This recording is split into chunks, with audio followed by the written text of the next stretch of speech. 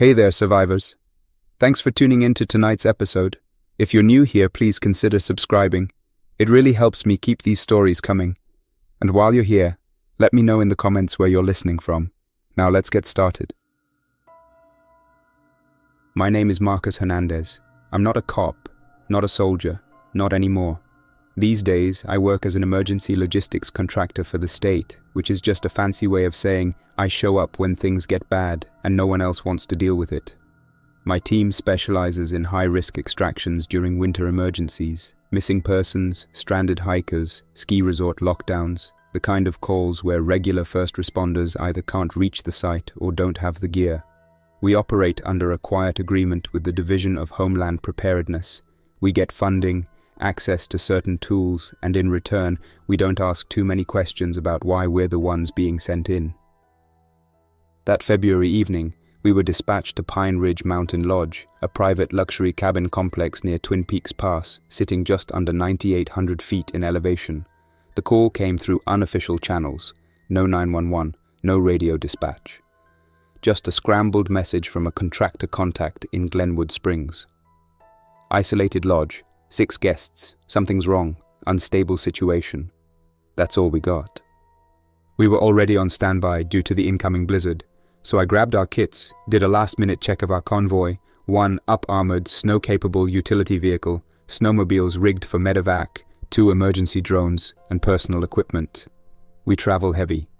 Most people don't realize what it takes to move through the backcountry in zero visibility with lives on the line. That includes firearms, sure, licensed, trained, and kept legal for defense purposes in hostile terrain. Too many people forget that when everything falls apart, it's not wolves or weather you have to worry about first. I took point with Jenna Kim riding passenger. She's ex-National Guard, does comms and Overwatch. Behind us, Aaron Doyle, an off-the-books trauma medic who spent years contracting overseas, and Caleb Nguyen, a drone tech with a sharp eye and a calm trigger finger. We weren't expecting a firefight, but the last 3 extraction calls we took in the region hadn't gone clean. People missing, strange behavior, bodies turning up in ravines. Something wasn't adding up. We topped off our fuel reserves, ran diagnostics on the thermal camera, checked the avalanche frequency band, and started climbing. County road hadn't been plowed in at least a day. The snow was thigh-deep in places, and we passed 2 empty vehicles abandoned in the drifts. No footprints leading away. No signs of struggle, just silence. By the time we were halfway to the lodge, visibility had dropped to 20 meters and the sky was closing in fast. We weren't there to rescue vacationers. We were there to find out why a luxury mountain lodge, fully stocked and fully booked, had gone completely dark. It took us another 20 minutes of crawling through the blizzard before the lodge's silhouette emerged in the swirling gray. Pine Ridge might have been built for comfort. Marble floors, reclaimed timber beams, heated slate patios, but tonight it looked like a derelict fortress carved into the snow. The main entrance's amber floodlights were off. Icicles on the eaves stretched like frozen teeth. No smoke curled from the chimney. I killed the engine and grabbed my flashlight. The beam caught a broken sign. "Welcome to Pine Ridge Mountain Lodge, your sanctuary at 9,800 feet. The metal plaque was bent inward, frost coating the embossed letters. I keyed my mic. "All units, this is Team Lead Hernandez. We're at the lodge entrance, proceeding on foot." Jenna tossed me a quick nod before stepping out to check perimeter on her handheld radio, scanning the ridgelines with her thermal camera. Aaron and Caleb bundled our medkits, ice boots, and extra rations into the back of the vehicle. "Send drone up in 5, Caleb said, stuffing batteries into its pocket, while Aaron snapped latex gloves onto both hands. We had a quarter-mile of uphill trek to cross over the lodge's entry courtyard, but the wind was already building into a howl that threatened to strip flesh. Snowdrifts had covered the stone pavers, making each step a gamble. I took the first few, crampons biting into the icy crust. Something about approaching a structure that once signified warmth now felt wrong. As I neared the front doors, frosted glass, splintered wood, Jacob from Villa 8, a second-generation owner, rang the doorbell over a dozen times earlier that afternoon. Their luxury tarping system had malfunctioned, but why no response? If someone had fainted or slipped, they'd at least try to call the front desk. Now, nothing. My mind ticked through scenarios: medical emergency, mechanical failure. but something darker tugged at my gut.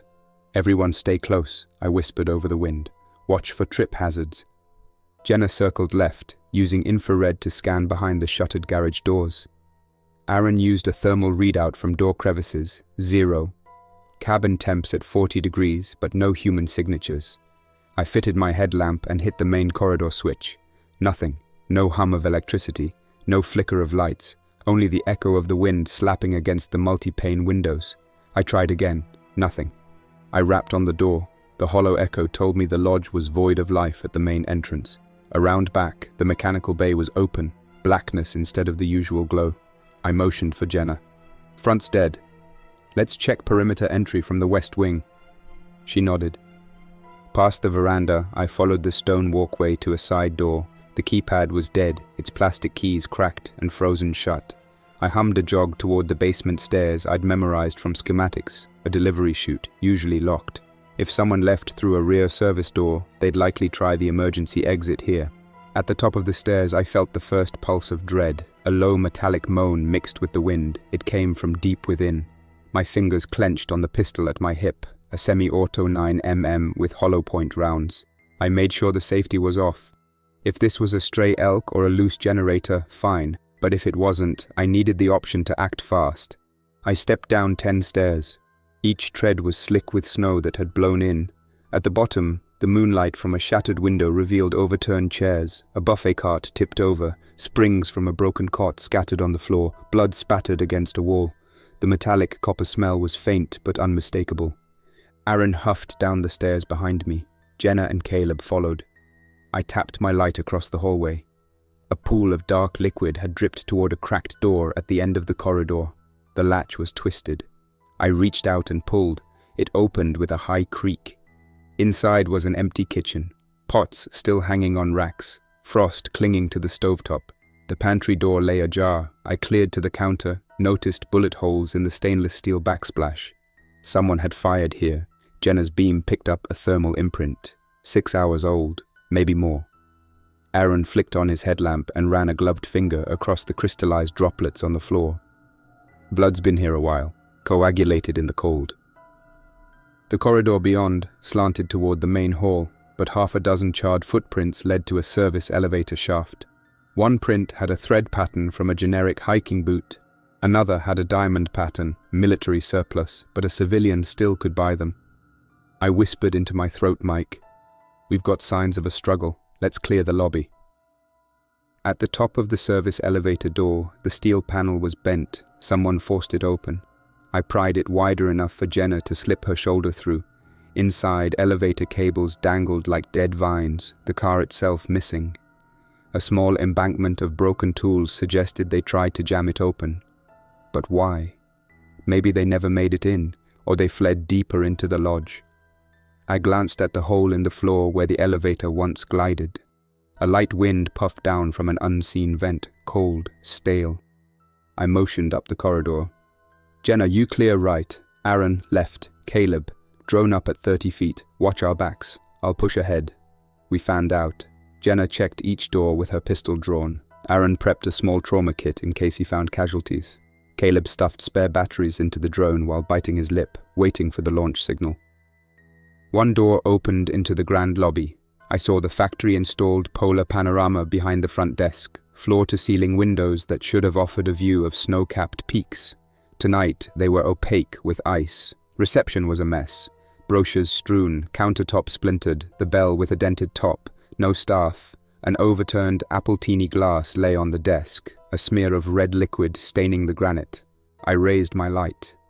At the far side, the grand staircase was blocked by a column of overturned furniture, couches and chairs jammed to form an impromptu barricade. Footprints in blood led past it, back towards the main hall. The glass chandelier overhead hung crooked, a dozen crystals missing. A single slipper lay beneath, coated in snow. "Numbers?" I whispered. Jenna's voice crackled. "No movement behind the barricade. Thermal shows 6 points deeper, down the hallway, near West Wing Suites. 2 more upstairs, faint. Could be heat from the boiler." I swallowed. "Drone?" Caleb's voice chimed through my earpiece. "Launching now," then the whir of propellers. The feed flickered on my helmet display. I saw the hallway, frost-coated red carpets trailing into darkness. 4 figures, pale, hunched, moving in jerks. I tapped my ear. Are they alive? He tilted the drone to show a side view, eyes glowing red-orange, limbs rigid, flesh splotched with frost. Too fast for an ordinary person, even injured. I felt a chill that had nothing to do with temperature.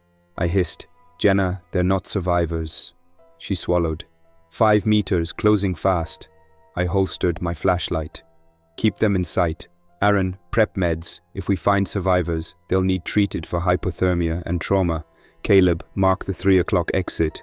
We go loud in 3, 2, 1. I sprinted from behind the front desk, slid across the marble floor, and squeezed the threshold into the main hallway. My pistol barked once, catching one figure in the forehead. It crumpled, face shattering like frozen clay. The other turned, mouth opening in a silent scream. I fired again, 2 rounds into its chest. It dropped with a thud. Jenna swept her pistol across the hallway, taking out 2 more. The final one stumbled against the barricade, trying to wrench furniture aside. We stepped forward and I chambered another round. "Go for the heads. Neck shots won't stop them," Jenna yelled. She was breathing hard, 1 round left in her magazine. I holstered the pistol and drew my rifle. Compact rifle chambered in .223, fitted with high-penetration rounds. 2 quick taps on the shoulder of the nearest infected. Its brain caved in. Aaron and Caleb moved past me, using the muzzle flash to search for heat signatures deeper in the lodge. Caleb reported, 2 down the hall, 5 upstairs, possible survivors in basement area, heat signatures low but steady near the old storage lockers. I felt a pulse of guilt squeezing my chest. These things used to be people. I flexed my grip on the rifle. Clear a path to the basement, leave no one standing. Jenna slid her last round, lifted her pistol for another shot as the creature at the barricade dropped. Once the hallway was free, we converged on the west stairwell. 2 more erupted from the shadows, 1 halfway up, 1 halfway down, less than 8 feet apart. I fired 3 controlled shots from the MA5, cracking open skulls like fragile porcelain. The glass chandelier above disintegrated into an avalanche of crystals that tinkled against wood before falling into the snow. We reached the bottom landing of the north stairs and found a pair of heavy metal doors marked Service Corridor. The knob was iced over, so I jammed my shoulder into it. It swung open to reveal a narrow hallway lit by a single flickering emergency bulb. The walls were lined with industrial shelving and janitorial supplies. At the far end, I saw 3 silhouettes pressed against a frozen cinder block wall, shivering, huddled together behind barricades crudely formed from storage carts. I lowered my rifle's light to reveal faces. One was a middle-aged couple, wedding rings still on their fingers, faces hollow with fear. Next to them, a teenage girl with a bruise across her forehead clutched a blood-stained teddy bear. They sank to their knees as I approached. I stowed the rifle and pulled off my gloves. "I'm Marcus Hernandez. I'm here to help you. You're safe now." The woman's lips trembled as she tried to form words. "Our friends," she whispered. "We tried to barricade. They came through the glass. Teeth, eyes." She pointed to the hallway. I flicked on my light to identify small footprints in blood. They looked human but irregular, too elongated, too narrow. I signaled Jenna to stay alert. "Give them space," I said. "Are there any others with you?" The young girl spoke, voice barely audible. "Dad went upstairs to check the hallway. He told us to stay." She held out a piece of paper, a hastily scrawled note in cursive, ink smudged by water. It read, "They came through the dining room. We locked basement. Do not go upstairs. Please. I love you." Signed, Roger Franklin. I nodded. "We'll find him." I squatted, placing a reassuring hand on the woman's shoulder. "My medic Aaron will take care of you. Jenna, cover rear. Caleb, feed the drone up again. Check upstream for movement." Aaron moved in, unzipping his bag, checking for injuries, shivering but no broken bones. He offered them thermal blankets and sealed water pouches. The teenager Marisol looked at me, frightened. "I'm going to get your dad," I said softly. She nodded, tears freezing on her lashes. Jenna and Caleb faded back up the corridor's length while I keyed my mic to call for a medevac staging area. No signal, only static. I sighed, turning back to the family. Stay here. We'll check for your husband. I slid my rifle back onto my shoulder, carefully advanced toward the stairwell to the east wing. The basement corridor was 3 meters wide and arched into a vaulted ceiling. The tile floor was dirty from 3 days of guests leaving without cleanup. I caught a glint of metal at the top of the stairs, another elevator door, this one scuffed and dented. Heat signatures spiked on Jenna's thermal feed. 2 upstairs, each faint but moving. I motioned for Jenna to follow, and we moved cautiously up the stairs. Each step was coated in a thin film of ice. We stayed low, following the heat. At the top we paused. The hallway split left and right. To the left, a small reading nook, a collapsed bookshelf and mouldering armchair. No movement there. To the right, the hallway led past 4 guest rooms. At the end was a set of double doors to the main lounge. I nudged Jenna. She crept to the door's edge, rifle raised. I whispered, "Count?" 2, she replied, heart rates flat. Probably not alive in the normal sense. I toggled my bolt release and eased open the door. Steam spilled out, smoke rising from a broken gas lantern on a coffee table. The lounge was in shambles, half the furniture tipped, a fireplace burning low, logs hissing where rainwater doused the flames. 2 forms knelt near the fireplace, facing away from us. The thermal camera registered them at 39 degrees, slightly above ambient. But as we stepped inside, they lurched at the hiss of the gas. Their heads snapped around, eyes completely black, cheeks split in frozen grins, veins blue against pale skin. I squeezed the trigger, 1 round to the skull of the first. Flesh gave way to bone. The second spun and lunged, arms extended, fingers clawed. Jenna drilled a round into its chest. Shrapnel from the broken lantern clinked against the floor. We backed out to regroup. "Roger Franklin?" I called. "If you're alive, step forward." Silence. No answer. Jenna scanned the room with the thermal camera. 3 low heat signatures collected near the east windows, likely hiding or already frozen under the snow. We cut a path towards them, firing at shadows as they emerged. 1 figure crashed through a window grate, falling into the snowdrift outside. The second tried to climb over a sofa back, snagging its coat, then fell onto a coffee table with a crash of glass. I aimed at its head, just as it snapped its jaw at me. The bullet shattered its skull. Its body slumped into the broken glass, sending shards scattering. The third stood near the hearth, flames reflecting on its frozen tears. I fired 1 round. The projectile lanced through its mouth, exiting behind. The body drenched in blackened blood before collapsing. Through the haze, I heard muffled rustling behind a locked door near the bar area. I forced it open and found a small storage closet. Inside, Roger Franklin lay face down on a pile of blankets, breathing ragged through a frost-smeared face. He tried to lift his head when he saw me, bringing a meager nod. I knelt, pulling off gloves to check his pulse. Weak, but present. Blood trickled from a bullet graze on his forearm. He tried to speak.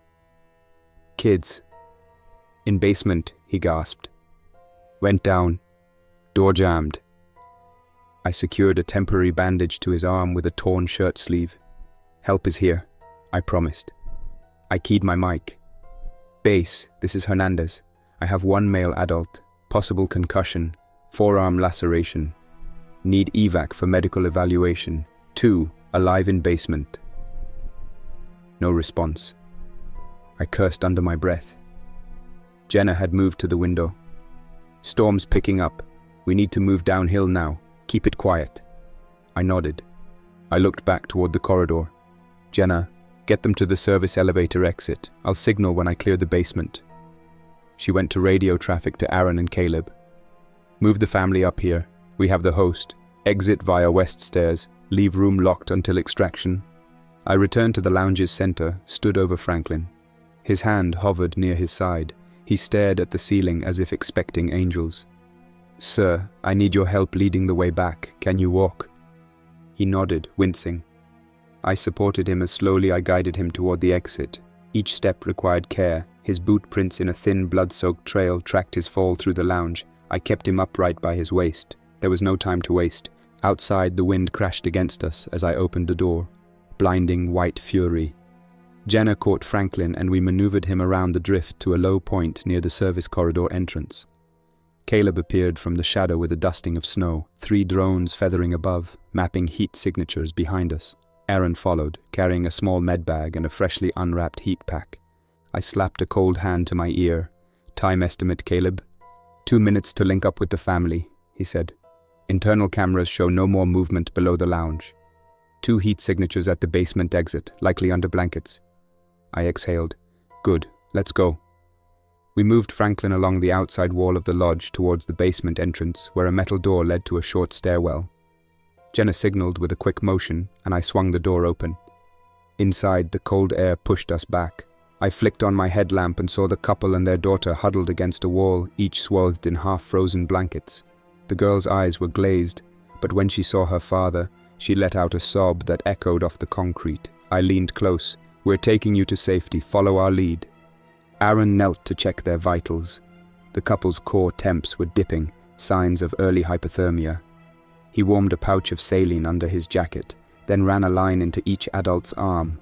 Slow, steady, just enough to keep them stable. The saline infused slowly and the color returned to the mother's cheeks. I steadied them as they rose, staggering on numb limbs. Rachel, the mother, managed a faint smile at her daughter. "You saved us," she whispered. "No," I said. "Your husband kept you alive." I motioned Franklin to the stairs. We spent the next 5 minutes checking each stair tread. Frost had collected on the metal handrail, so I used my glove to grab. Once we reached the ground level, I steered them northward around the building's west side, aiming for a small ridge that jutted from the tree line. Snow here was less windblown, more packed, offering firmer footing. Jenna and Caleb scanned ahead with thermal until they picked up a 3rd signature, likely a service technician who might have stayed behind. But when we reached the pull-out for propane tanks, several 40-pound cylinders lay in a tipped cage. They were empty. No technician. I looked at my team. "Keep moving. Get them uphill." I fixed Franklin with a direct look. "Sir, can you manage without help for a bit? I need to check the boiler room for survivors or hazards." He nodded meekly. The pair and their daughter moved up the slope, guided by Jenna and Aaron. Caleb provided overwatch. I approached the mechanical bay door. It struggled open under my shoulder. The room was full of oversized heating units, industrial furnaces and water pumps. Pipes clanged overhead. A furnace glowed with a low flame, but no heat reached the far corner. I rifled through a small desk area, blueprints, maintenance logs, a notebook stamped January 15th, no entries since. I pushed deeper. On a steel shelf, I found a half-crushed propane lantern and a small can of fire starter. I pocketed them, emergency gear for later. Then I heard it. A faint scraping near a metal hatch in the floor. I tapped Jenna on the shoulder. She trained her rifle ahead. We both moved toward the hatch. The sound grew, a distorted shuffling. I depressed the latch, and the hatch swung inward to reveal a darkened crawl space 15 feet deep. A faint gasp emanated, someone trapped below. I grabbed a pair of bolt cutters from a tool rack and clipped the chain around the basement exit grate. We slid the grate aside. Down below, pitch black. I fired a single green chemlight flare into the space. Its glow revealed 2 motionless forms huddled near a grain bin, one limp, one shaking. I heard shallow breathing. Jenna descended first, her headlamp fixed on the figures, a young couple, each frozen to the bone beneath a thin layer of snow and ice. I knelt and checked pulses. They were faint, but present. I lifted the male unclothed arm. The skin stung like hell, but it moved under my touch. Aaron joined us, peeling away layers of sodden jackets to expose frostbitten flesh. He squeezed my shoulder. "They're going into shock. Gotta get them out." He spotted a nearby terrycloth towel. "Wrap their heads. Get them breathing warm air." I threw a human heat pack under the wife's parka, peeled off her beanie to reveal frost forming on her scalp. I pressed my cheek to her ear. "Stay with me. We're taking you out." She blinked, weakly drawing breath. Jenna secured the man's arms for lift. I signaled Caleb to bring up the rescue sled. He reached down and braced the couple, one in each arm, slowly carrying them up as though they weighed half their normal mass. My arms strained under their weight, numb from the cold creeping in. At the top, I grabbed a thermal blanket from Aaron's pack and draped it around them. Jenna and I guided them toward the ridge edge where the rest of the group waited. 4 sets of footprints led from the group to the ridge, our exit route. We moved slowly, each step a challenge. The couple's bodies were cold as ice. Their shivering clothed them in a white plume of frost. Around the ridge I noticed faint heat signatures, 3, moving in the opposite direction. In my gut, I knew they were infected. They'd likely crossed through a hole in the east wall of the lodge, avoiding detection. If they reached us, they'd pick us off one by one. I whispered, "Jenna, get the family and the patients behind that fallen pine. Defend that position. I'll hold at the ridge edge. Caleb, you drone duty. Watch for any movement east of the ridge. Aaron, stay with the couple. Keep them quiet. Keep them conscious. We need them alive." With a curt nod, they dispersed. I crouched at the ridge's edge, rifle up, breath steady. 4 infected poured over the crest, sliding down on hands and knees, emitting that low moan that shook me to the core. Their skin glistened with frost, eyes sunken, arms jerking in staccato. I exhaled and squeezed off a burst, 2 into the first one's brain case. It snapped forward, spitting teeth.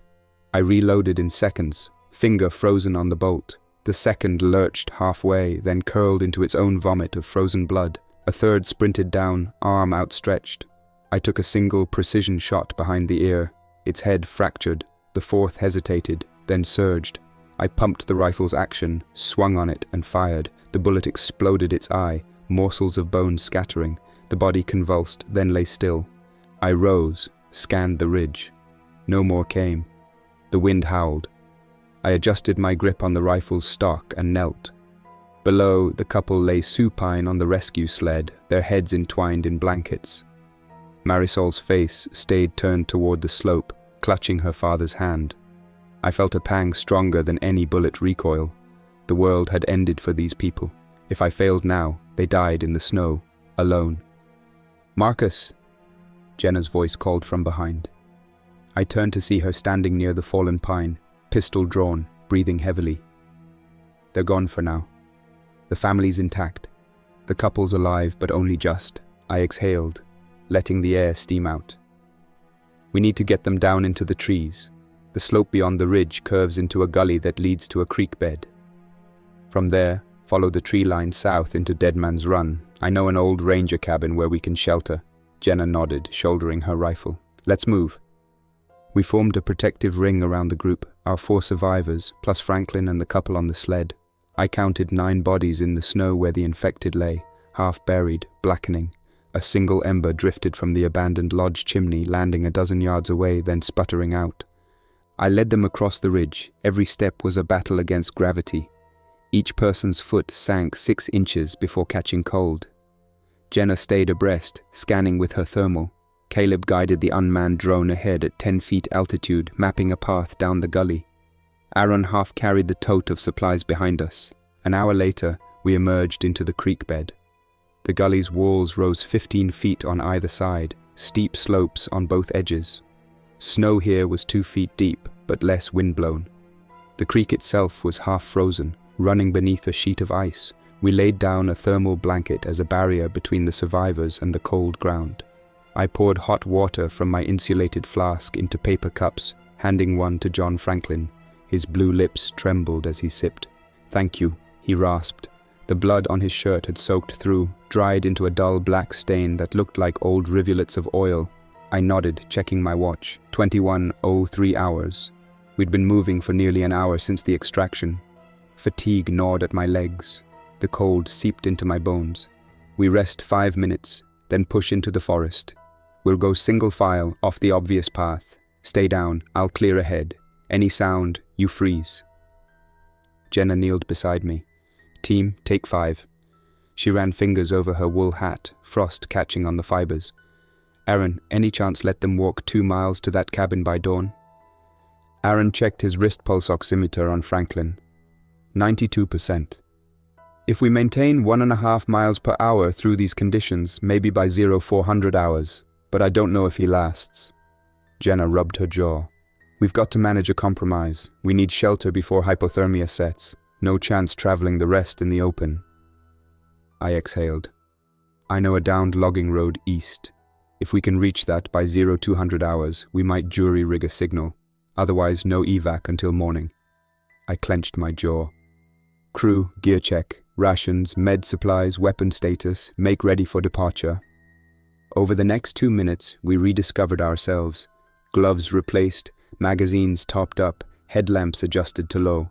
The couple sat side by side, heads bowed, Marisol leaning on her mother's shoulder. I caught the girl's eye. "You're safe," I said. She nodded, staring at her reflection in the ice streaks of the creek. Aaron held her father's head upright. Franklin's eyes had sunk into their sockets. His lips whispered a prayer. I realized this night had imprinted itself on these families forever. I keyed the radio. "Base, this is Team 1. Primary evac delayed. We have 6 non-critical survivors. 1 critical, wounded male. Cold exposure imminent. No further hostile contact. En route to safe site. Over." Static. No answer. I glanced at Jenna. "We're on our own." She gritted her teeth. "Move!" I took point again, marching up the eastern side of the gully. At every 10 paces, I paused, aimed my rifle across the creek bed, and checked thermal readings. Nothing moved. We climbed through a tunnel of spruce, branches weighed down by snow, trunks spaced every 5 feet. We avoided the main creek channel, clambering instead on a ledge 10 feet above, where the drift was only a foot deep. Every breath steamed in front of me, frost built on my lashes. "Stay focused," I muttered. "No shots unless they're within 15 feet. We need to conserve ammo." Jenna was directly behind me, her pistol tucked to one side, the other hand tapping rhythms into her thigh, listening to wind shifts. Flames from the retreating blaze above cast a red glow on the eastern sky, still visible through the branches. That glow faded quickly, replaced by the uniform grey of the storm clouds. After 20 minutes, we reached a flat stretch where the gully opened into a small clearing. The snow here showed tracks, mammal prints, perhaps deer, maybe coyotes. I knelt, brushed away snow from a hoof print. It measured 6 inches across, split in 2, not a hoof. A single glowing ember in the flickering lantern light made me think of coyotes. Jenna crouched, rifle on her knee. Winds shifting, a 12-degree gust from the northwest. We'll need to adjust as we go. We moved another 50 feet and reached the logging road, abandoned a decade ago. Tree trunks blocked most of the path, but the remaining space was just wide enough for a snowmobile. That's where we'd left 2 vehicles earlier. I exhaled, relief and tension tangling in my chest. Franklin's breathing rattled as Jenna and Aaron helped him climb onto the sled. The couple and Marisol followed, huddled beneath 2 thermal blankets. The cold was breaking them. "We'll take turns pulling," I said. Jenna loaded her last rounds, then stowed it. She grabbed the sled's tow rope. Caleb slid on his own snowshoes and braced the sled's front. Aaron and I took the handles, no more thermal cameras, batteries drained to 10%. We would rely on night vision until it died. The road snaked northward. We moved in steady rotations. Franklin mumbled as he rode, eyes half closed. Marisol lay across her mother's lap. I glanced over my shoulder. The tree line curved west, but I saw no heat signatures. If the infected knew we fled downhill, they might intercept. "Hypothermia sets in below 2 degrees Fahrenheit within 20 minutes if you can't keep your core above 82, Aaron said quietly. "We have emergency blankets, but keep moving. No one stops." I nodded. "Keep talking to them. If they lose consciousness, we'll have to carry them, and that slows us by half." We pressed on. The air battered us at a 30-degree angle. Snow, half a foot deep, clung to our gear. By 22:15 hours, we'd covered 1.2 miles. Frostbite nibbled at exposed skin. My cheeks stung, fingers numb. I reached for a small hand warmer Jacobs had slipped into my jacket. I tucked it under my glove. The sudden blast of heat was relief itself. At 22:30, Jenna called a halt at an old ranger cabin half a mile off the road. The structure was 2 stories, built of logs and stone, collapsed one side of the roof. We huddled inside the ground floor. Floorboards splintering under knee pressure, rough-hewn walls. No windows. A layer of snow coated everything. The dim light of our headlamps lit iron brackets for a stove that had been torn out long ago. We found a stack of firewood in a corner, damp but salvageable. "Get them inside," I ordered. Aaron and Jenna hoisted Franklin onto a cracked wooden cot in the back corner. The couple and Marisol settled near the stove's opening. I rifled through my packs for matches and found a striker. Caleb circuited around the woodpile, grabbing the driest logs, brittle at the core. I set them near the stove's base and struck a match. It sputtered, then caught a small kindling twig. Flames flicked upward, wind roared outside. I slid logs into the incinerator's cavity. Sparks licked the edges of broken bricks. The heat was immediate and sharp, a single jet of breath expelled from each survivor's lips. I crouched by Franklin, removing his frozen gloves. He stirred, gasping. Snow. It burned. His cheeks were glazed white. I dabbed his forehead with a towel. "You're alive," I said. "Let it warm you." Aaron checked pulse and breathing. He's shivering violently, shallow breaths, still hypothermic. He strapped a blow-up pillow to Franklin's chest to restrict airflow enough to force deeper breaths. Jenna leaned against the aged wooden post, wiping frost from her lens. Drone detected 2 heat signatures east of here, about 50 yards along the road. Could be survivors, could be infected. We need to check at dawn. I nodded. Night vision's going to die soon. We need to rest before then. Once it's out, it's pitch black. Caleb grabbed 2 packs of rations and a thermos of hot coffee. He poured 3 cups, handing one to Aaron, who slurped it, one to Jenna, and one to me. The liquid burned my tongue, but settled into my gut like a warm anchor. We didn't talk much. Just the quiet clink of spoons in ration packs, the hiss of wind outside, and the flicker of firelight on the walls. I leaned back against my pack, feeling the warmth sink deeper into my limbs. The last thing I remember before drifting off was Marisol whispering, "Thank you," to no one in particular. The next thing I knew, cold had crept back into my jacket. I stirred, blinked, and saw the stove's embers still glowing in the corner. Franklin lay on his back, eyes fixed on the ceiling, unmoving but awake. The family was still curled up against the rear wall, soft clouds of breath rising from their faces in the dark. Jenna sat beside me, rubbing my arm gently. "Night vision's gone," she whispered. I nodded and nudged her elbow. "Let's take watch rotations. I'll hold last watch. You take the first 2 hours." She gave a faint nod and ducked toward the stairs. She'd been running on fumes since before dusk. I sat up and checked Franklin's pulse, steady at 86 beats per minute, breathing still shallow but a little stronger than before. I probed his leg for frostbite. Leg muscles felt stiff but no blackened flesh. I poured hot water into a blanket bundle, tucked it at his feet so the heat could rise. Next to me, Caleb stirred from sleep. "Thermals still show heat near the road," he whispered, tapping his small handheld scanner. 2 points, one moving slowly, might be another survivor. I slipped on my boots. "Let's go check." I motioned to Jenna. "Cover us here if anything moves." She signaled. I snapped the rifle's safety off and led Caleb out. The front door of the cabin had warped, but it opened inward. Outside, the wind had eased to a whisper. The half-moon peeked between cloud cover, glinting on the snow. I toggled my headlamp to low. Caleb hovered beside me, rifle at port arms. We followed an old ski trail, 6 feet wide, leading back toward the logging road. Half a mile away, I heard something crash through the timber, cracking branches, a dragged thud. I paused, listening. A silhouette emerged at the road's edge, hunched, stumbling, shaking, not attacking. I raised my light. A man wore a tattered parka, snow packed into his hair. He looked at me, dazed. I waved cautiously. "Hold on, stop!" He staggered toward me, arms out. He collapsed face first into the snow, letting out a weak moan. I dashed forward, lifting his shoulders. He was alive, breathing but shivering violently. "Medic," I called.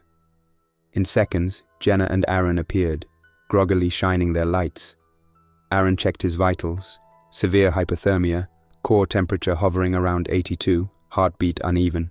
He needed heat and a line in fast.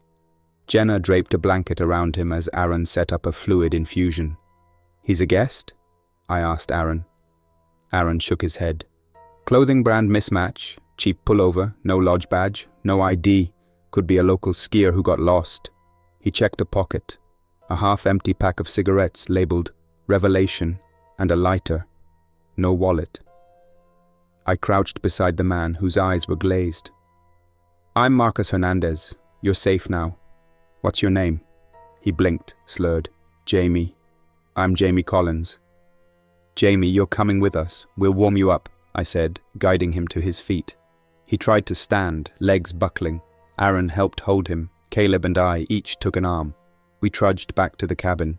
Jenna keyed her light inside and guided them to a cot opposite Franklin's. "2 more.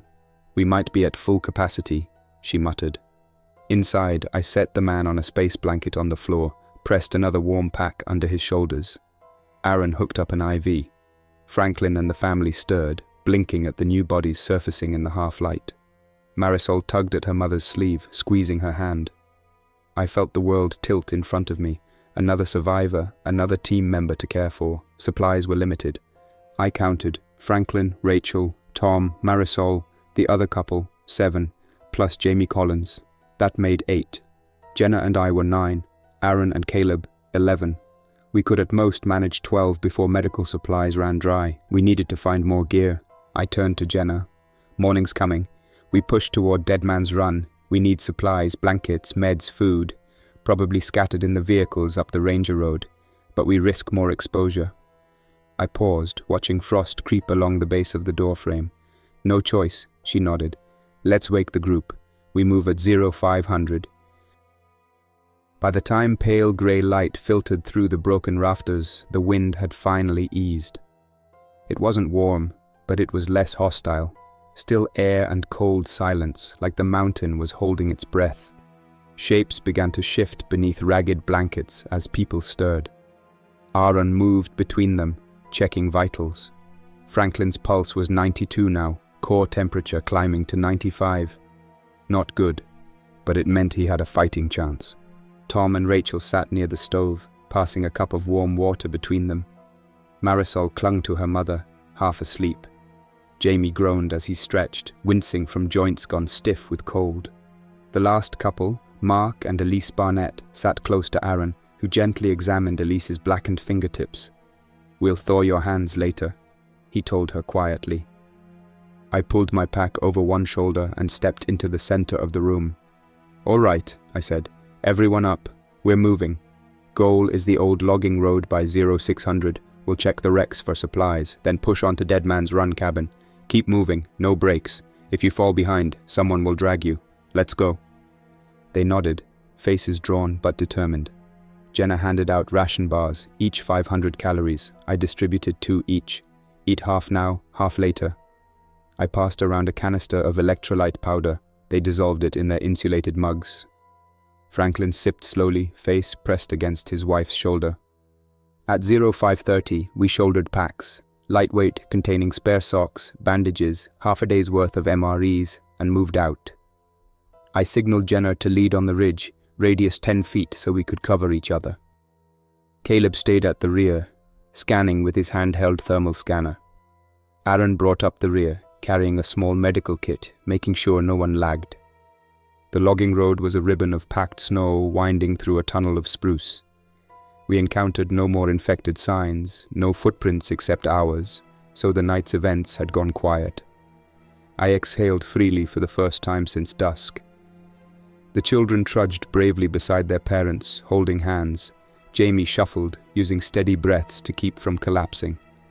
At 0600, we reached the snowmobiles, a pair parked side by side, half buried by drifting snow.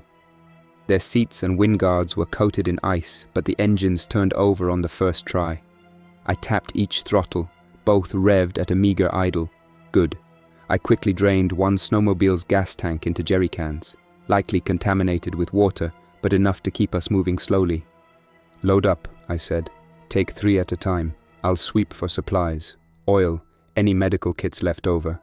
Jenna tossed me a slick pack labeled Emergency Field Pack, clipped to her belt. I unzipped it. 2 trauma kits, 4 field dressings, 3 pairs of insulated gloves, a box of hypothermia packs, and a stash of morphine auto-injectors. That stash would save lives. I grabbed an extra thermal blanket and shoved it behind my seat. Aaron checked his own pockets. "We have 6 trauma kits total, some cold packs, saline, spare IV tubing." He slung his med bag across his shoulder. Enough for one more extraction. Caleb found an avalanche beacon in the snow with torn straps. "This one's dead," he said. "But I have my drone controller, last battery half charged. We can launch from the ridge again if needed." I strapped the rifle across my back, slung the ambulance radio over my shoulder, and climbed onto the first snowmobile. Jenna took the second. We threaded through the trees in a staggered formation, each rise revealing another stretch of frozen logging road. By 0630, we reached the Dead Man's Run junction. The wooden signpost was iced over, but still readable. Dead Man's Run cabin, 3.2 miles. I let out a slow breath. If the machines held, we could be there by 0730, and once there, with luck, we could get a signal out. I motioned. 2 up front, 2 in middle, 2 at rear. Rotate drivers every half mile. Aaron, you stay with Franklin on the sled behind my snowmobile. Rachel and Marisol go with Jenna. Jamie and Barnett's go with Caleb's. Everyone nodded. We set off again. The ride was bumpy, snow-packed ground, occasional stumps. The wind had jaunted, blowing the ridge's snow across the road. I followed Jenna's taillight. The idle throttles rattled as we cut through the morning hush. At 0700, we passed an overturned moose carcass, one half buried in a drift, the other half frozen stiff, ribs exposed. The sight reminded me that predators circulated this way, but none had circled us last night, yet. By 0730, the cabin came into view, a squat A-frame built of rough logs raised on stone pilings to let wind slash beneath. Smoke drifted from a small chimney on the lean-to's side. I dismounted, hand on the rifle's grip. "Stay here," I whispered. "I'll check for dangers." I crept forward, boots on packed snow, rifle light on low. The front door was propped ajar by a chunk of wood. I scanned inside. An overturned sled, footprints in blood, but no sign of life. I kicked the door open further. Inside, the cabin's interior was sparse but serviceable. A wood stove fed by logs stacked neatly in a corner. A small table held empty coffee mugs and a half-burned candle. No bodies, no heat signatures, but the stove's metal glowed faint. I keyed my mic. "Clear." Jenna entered behind me. "No one here, but the woodpile's dry. I'll get a fire going. You need to transmit?" I nodded and set up the radio atop a crate. I twisted the knob to channel medevac emergency. 6-digit code only known to sanctioned teams. Static. I fiddled with squelch. Finally, a voice. "Rescue 1, this is Eagle Base. Read you 5x5. What's your status?" I exhaled. "We have 7 survivors, wounded, hypothermic. Location is Dead Man's Run cabin, 45 minutes from Pine Ridge Lodge. We need medevac ASAP."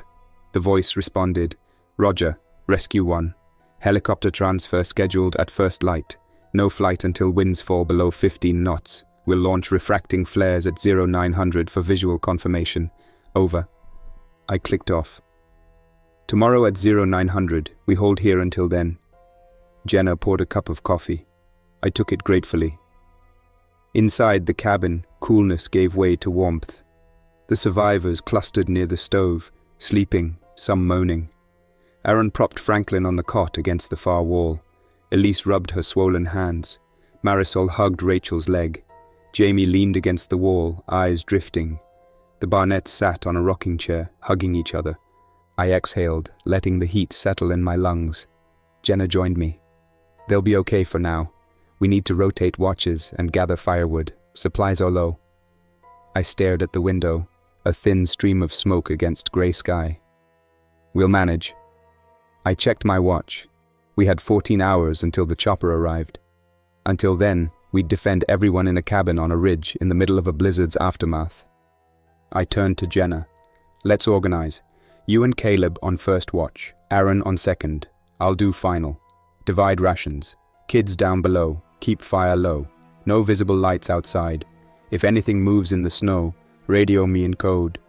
She nodded, closing her journal. "Understood." We spent the morning stacking logs, siphoning remaining fuel from the snowmobiles into a metal can, melting snow for water, and checking each survivor's status. By midday, Franklin's color returned. He smiled at his daughter, pressed his head against Rachel's. Elise's hands thawed, revealing pink flesh. Jamie could speak in coherent sentences, telling me he'd gotten lost skiing and found the lodge by luck, only to run inside when lights went out. The infected had overtaken the place so fast he couldn't explain. He drifted back into silence halfway through his story. The lodge, now far behind us, seemed like another world.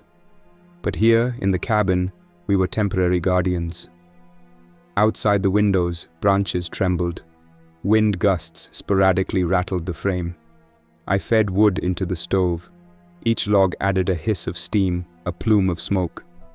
I glanced at the porch, boot prints that had led to the door, now half buried as snow continued to fall. A single hooded jacket lay outside, my own. The survivors clustered around the table at 1100 hours. I handed out half rations of heat-pack stew, bland but warm enough to matter. No one spoke much. They ate slowly, painting their cracked lips with caution, each bite its own small act of survival. By 1400 hours, a low rumble rolled across the ridge. I froze halfway through turning the firewood, one hand still on the iron grate. The sound started faint, then thickened like something big moving through snow miles off. I glanced at Jenna. "Did you hear that?" She nodded, rifle slung across her chest. Possibly a sled or a branch collapse, or it could be more infected. I signaled Caleb to take the drone out again, but snow was falling too thickly for reliable flight. Instead, I strapped on my boots and grabbed a flashlight. "Stay inside," I told everyone else. "I'll check, but be ready to seal the cabin." I pushed the door open. Wind slammed me back. I ignited my hood lamp and swept the light across the clearing. The source of the rumble appeared. A fallen spruce splintered halfway, blocking the old logging road. It must have fallen at the crest of a hill, then slithered down. No movement behind the tree, nothing alive. I exhaled, feeling slightly foolish. "False alarm," I whispered, stepping back inside.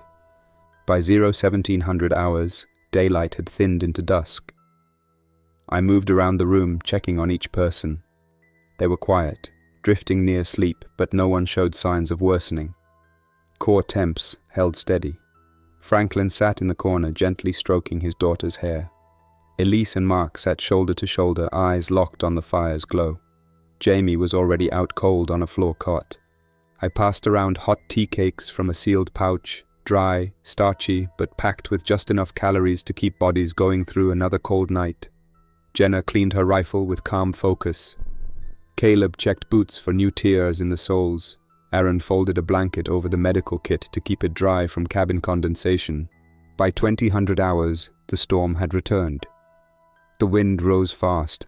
Battering gusts and fine pellets of ice slammed against the outer walls and roof like gravel tossed from the dark.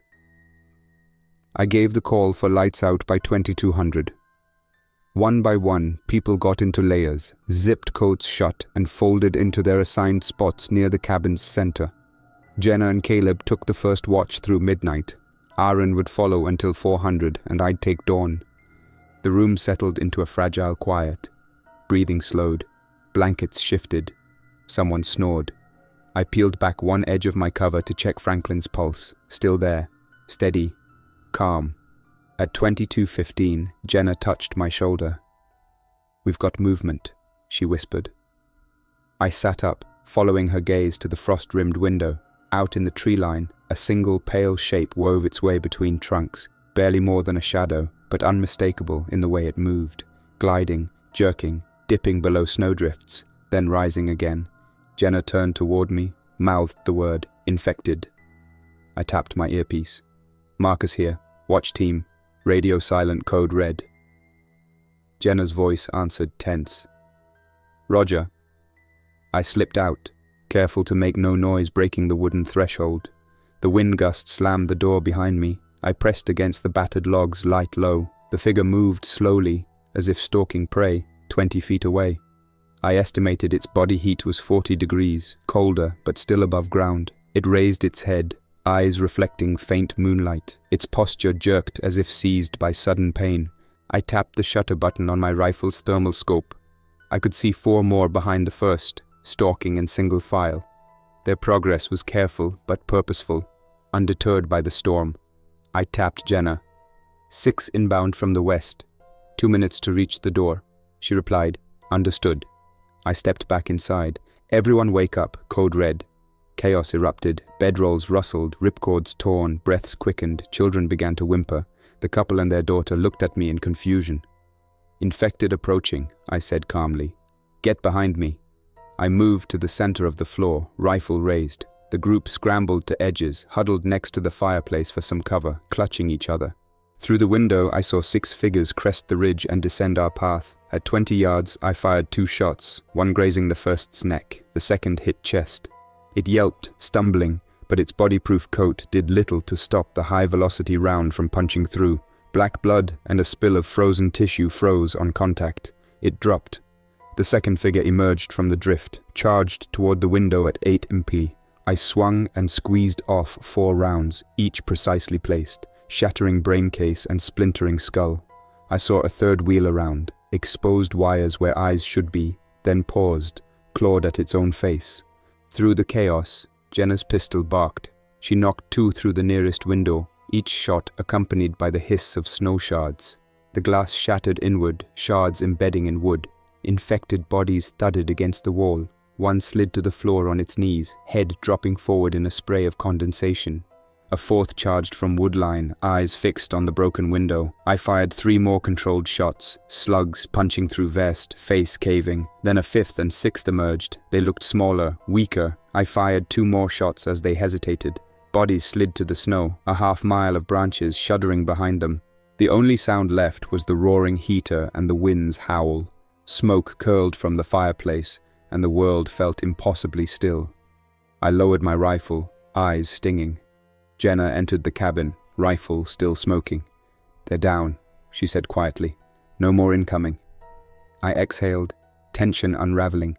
"Seal the windows, barricade the door." She nodded.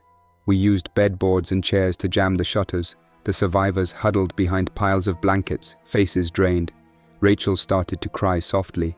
Marisol buried her head in her mother's coat. Aaron set off to check each of them. I walked to Franklin. He kissed his daughter's forehead. "They're gone," I said. He exhaled, but tears gathered. "Thank you." I touched his arm. "They won't get you." By 02:30 hours, I took my position behind the stove, rifle across my lap. The room had gone still again, just the low hiss of wind outside and the occasional pop from the logs. Jenna reloaded quietly beside me, tracing her eyes along the cabin walls, reviewing breach points in her mind like a checklist. Light from the embers flickered across the log beams, shadows moving like silent figures. I blinked slowly. Sleep crept at the edges of my vision.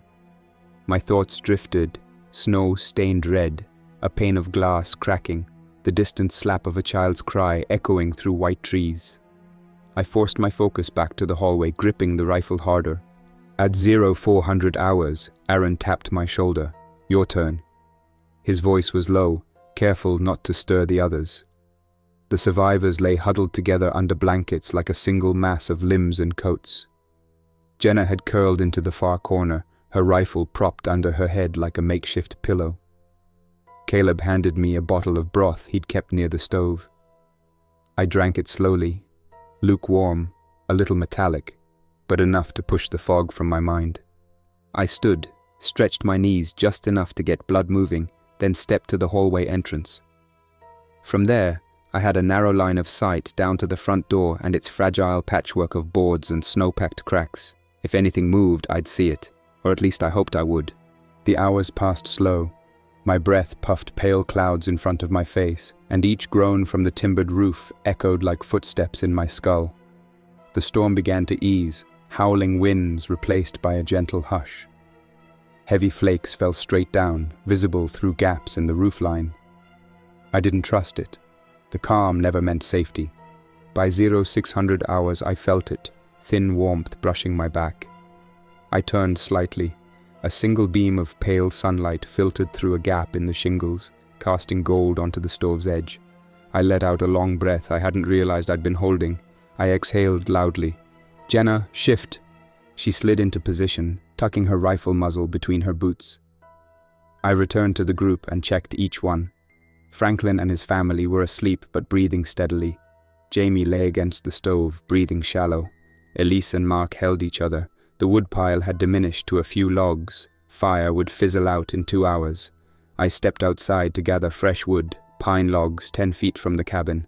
As I dragged 2 into place, I felt frostbite creeping into my fingertips. I returned to feed the stove at 0630 hours.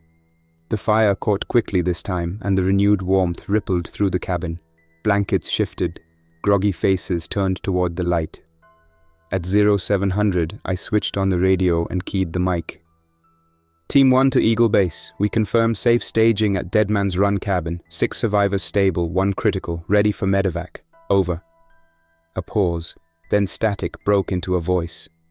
Rescue 1, Eagle Base. Helicopter ETA 0915 hours. Use refracting flares at that time. Over. Relief didn't hit all at once. It crept in like heat from the stove, subtle but real. I looked at Jenna, the breath from my mouth curling upward. We've got a little time, I said. Enough to get everyone ready. She gave a quiet nod. Once we have visual, we launch the 2 flares. Until then, stay tight. No one outside. By 0745, I ran a head count. Franklin, Rachel, Tom, Marisol, Mark, Elise, Jamie, 7 civilians, then the 4 of us, Aaron, Jenna, Caleb, and me. 11 total. We needed 10 seats. Maybe the pilot could stretch it to 11. Franklin's arm was bad but stable. Jamie could walk short distances, barely. We had to make it work. Aaron prepped final rations, 1 more round of warm broth and energy chews. Jenna cleaned each rifle 1 last time, checked each magazine, then stashed backups in her coat. Caleb moved between the radio and supply kits, testing the emergency transponder and backup flare gun. Everything had to work. There wouldn't be a second run. At 0850, the first thump of rotor blades rolled across the trees, distant but clear. The sound wasn't fast. It was heavy, controlled, military. I stepped to the door, gripped the latch, and looked back at the group. It's coming, I said. Prepare the flares. We moved outside into the cold. I rubbed my gloves together, loosening joints. The survivors hesitated. I approached Franklin. He steadied himself. You'll be the first on the sled, I said. He nodded, placed a hand on his wife's shoulder. She and Marisol knelt beside, tears freezing on cheeks. I hugged Marisol gently. You'll be safe soon. Jenna stepped away to prepare the flare gun. I checked the wind, swirling, unpredictable. The chopper's roar grew to a rasp. Just beyond the tree line, its shape broke through the grey horizon, an 8H60 medevac markings clear on the side. I trained my eyes on its approach. Jenna squinted at me to raise the flare. I counted 1 2 seconds past 9:08. I raised the flare pistol, angled upward at 45 degrees, and squeezed the trigger. A trailing arc of bright orange hissed into the sky, crackling. The flare curved, then split into a burst of luminescence, like a frozen sun. Inside, the chopper banked toward our signal. The downdraft slammed snow into the cabin, rattling walls. I kept the flare aloft until it fizzled out. Jenna dropped to the ground and sprang up. "It saw us!" she yelled. I heard the chopper's rotor blades closer. "Cut the boards!" I grabbed an axe from inside the cabin's entrance and swung. The boards splintered. We yanked them free, racing to clear the door. Snow whipped in. The chopper touched down 20 yards away, landing on compacted snow. A rear ramp dropped, and 2 flight medics emerged in white parkas. "Move! Move!" one yelled, as Marines stowed the rotor wash's blast with heavy gear. I directed Aaron to load Franklin's sled. 2 Marines flattened the sled's runners, latching Franklin's body to a stretcher that extended out to the ramp. He squeezed my hand briefly. "Thank you," he said. I squeezed his shoulder. "Hold tight." Jenna ushered Rachel and Marisol forward, each boarded with Aaron, Caleb, and a paramedic. Next came Mark and Elise. Jamie struggled to keep up, but a medic lifted him onto the ramp. I watched until he was safe inside, then stepped back. One paramedic approached me. "You're next. Marcus Hernandez?" I nodded. He clipped my arm brace to a harness that descended into the cabin. I reached in and lifted Jenna, hugged her hard. "You saved them." I boarded last as the chopper's ramp lifted. The helicopter roared, rotors slinging snow. We rose, tilting south. Below, the cabin receded, smoke curling up. The world felt hollow. I exhaled, letting the wind out. Inside, I saw Aaron seated with Franklin, Rachel, and Marisol, wrapping blankets around them, checking vitals. I sank into a seat next to Jenna, who held her rifle in her lap. The chopper banked east, heading toward Eagle Base. The survivors slept, faces pale but peaceful. I closed my eyes, the warmth of the cabin replaced by the hum of the engines. Dawn had come. Pine Ridge Lodge still loomed in the distance, a frozen echo of horror. But tonight, these people would live. That was enough. Enough. I drifted into a restless sleep, haunted by the memory of pale faces in the snow and the voices we couldn't save. The war wasn't over, but for now, we'd won one battle, and that was something. That's all for now. Thanks for listening. If you enjoyed this story, don't forget to like and subscribe for more unsettling creepypastas. Your support keeps my channel alive. Until next time, stay quiet, stay vigilant, and trust nothing, not even the silence.